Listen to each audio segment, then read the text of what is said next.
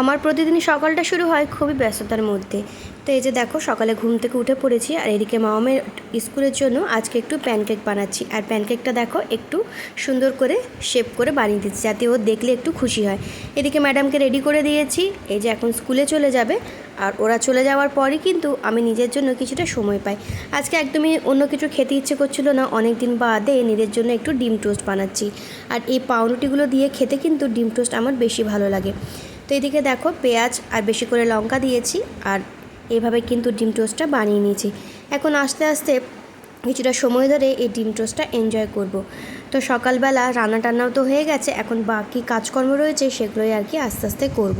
আর আজকে একদমই সিম্পল রান্না করেছি। এখানে আলু পোস্ত, একটু ডাল করেছি অল্প করে, আর সাথে কিন্তু এখানে মাছের ঝোল করেছি। তো মামামকে বাড়ি নিয়ে এসেছি স্কুল থেকে, তারপরে খাওয়া দাওয়া করি, একটু ঘুমিয়েছিল। এখন দেখো সন্ধ্যের দিকে উঠে একটু পড়াশোনা করতে বসেছে। এরই ফাঁকে একটু পপকর্ন বানিয়ে নিয়েছি। ওই যে 10 টাকার প্যাকেটগুলো পাওয়া যায়, ওগুলোই কিন্তু বাড়িতে মাঝে মাঝে বানিয়ে নিই।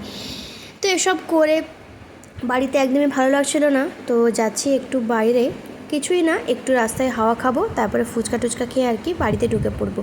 তো মামামকেও রেডি করে দিয়েছি। আর এখন কিন্তু অল্প একটু বাইরে ঠান্ডা ঠান্ডাও কিন্তু পড়ে গেছে, তো ওকে একটু মোটাই জামা কাপড় পরিয়েছি।